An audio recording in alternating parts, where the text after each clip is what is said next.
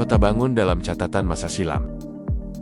Nama Kota Bangun ditemukan di pelbagai naskah lawas, mulai hikayat Banjar hingga pustaka para penulis Eropa. Permukiman ini diperkirakan sudah berdiri sejak akhir abad ke-14. Sebuah patung Buddha yang pernah ditemukan di kawasan ini, bahkan menyimpan informasi masa lampau yang sangat penting. Selain itu, nama Kota Bangun dalam pengetahuan lokal berasal dari kisah seorang pangeran yang terbangun dari tidur. Lantas, bagaimana kisah Kota Bangun selengkapnya dalam sederet catatan masa silam itu? Berikut ini adalah video berdurasi panjang yang menguraikan semuanya.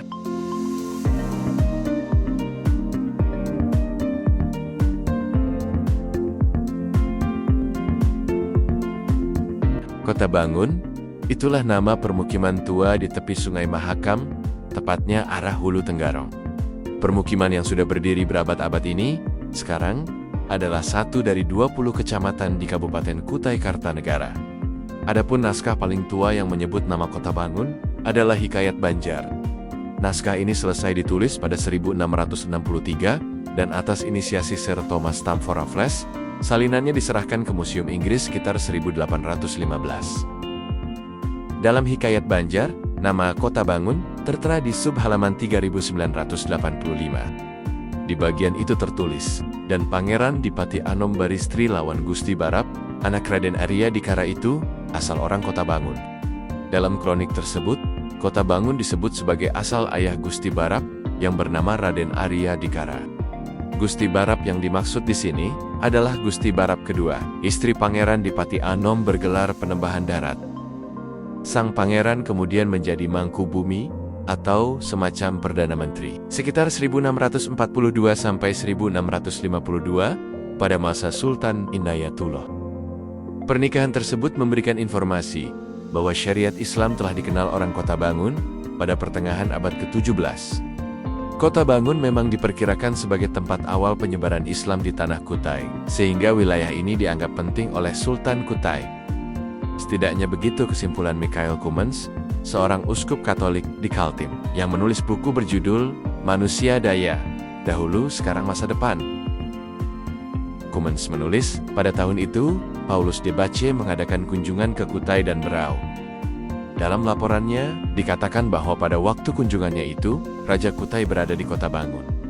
Kalau raja itu mengunjungi Kota Bangun, pastilah sebagian besar penduduknya telah masuk Islam. Maka perkembangan Islam sampai ke Kota Bangun sudah terjadi sebelum 1670. Naskah selanjutnya yang menyebut Kota Bangun adalah De Chronique van Kutai. Disertasi ini ditulis sarjana kesusastraan Melayu asal Belanda, yaitu Constantinus Altingmes. Berdasarkan silsilah raja dalam negeri Kutai yang dikutip Mesk, Alkisah seorang pembesar Muarakaman bernama K. Narangbaja pergi ke Kota Bangun. Ia ingin bertemu Maharaja Talikat, pemimpin negeri Baha di Kota Bangun, untuk melaporkan keadaan. Sang pembesar dari Muara Kaman itu menyampaikan bahwa negerinya telah dikalahkan kerajaan Kutai. Ki Narangbaja dan Maharaja Talikat kemudian bersepakat membangun negeri mereka dan meminta suaka kepada Raja Kutai.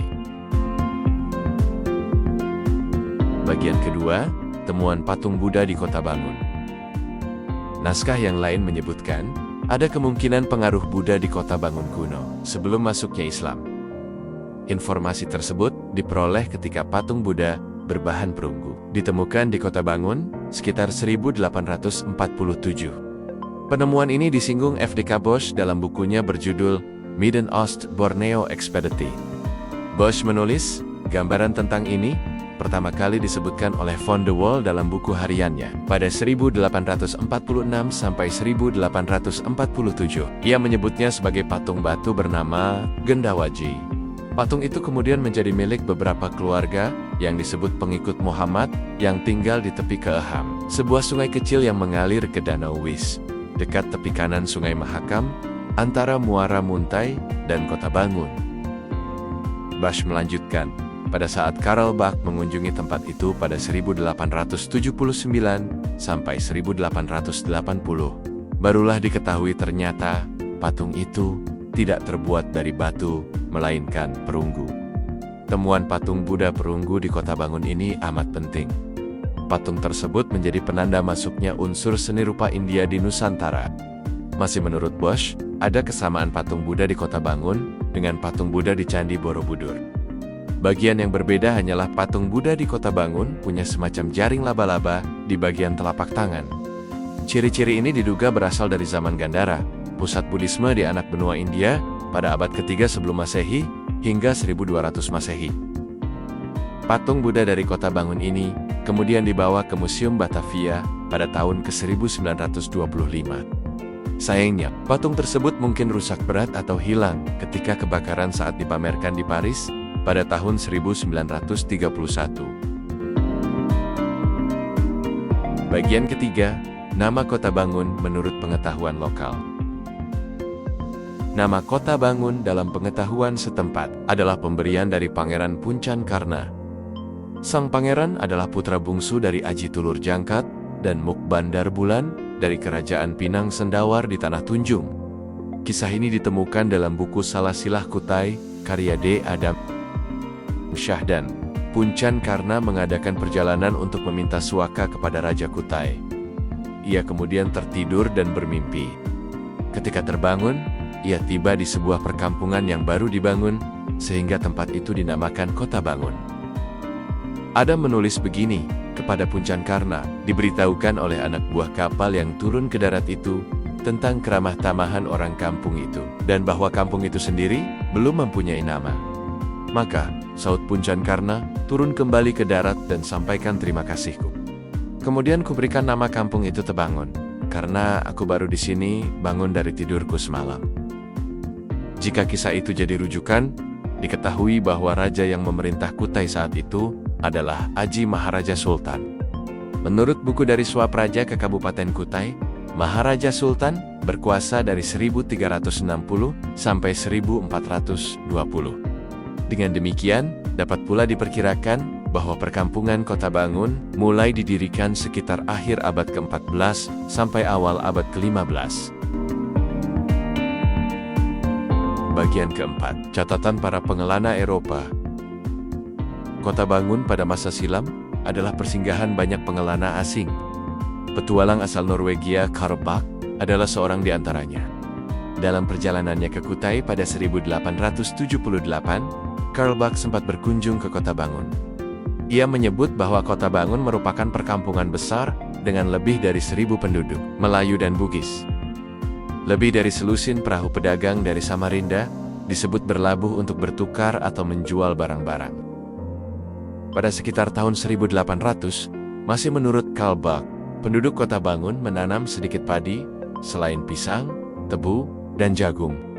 Penduduk asli juga memiliki sedikit makanan yang cukup dikonsumsi sendiri. Sementara itu, hampir tidak ada barang yang dapat dibeli kecuali beras. Meskipun demikian, sungai penuh dengan ikan, sehingga hampir-hampir tidak ada penjual ikan. Penduduk Kota Bangun juga mengusahakan lilin, madu, dan gutta perca, yang oleh orang lokal disebut malau. Karl Bach menggambarkannya, pada 2 malam berturut-turut setelah saya tiba di Kota Bangun. Setelah matahari terbenam, saya melihat sejumlah lentera mengapung di sungai. Setiap lentera terbuat dari setengah kulit buah kakao, mengandung minyak dan sumbu tebu.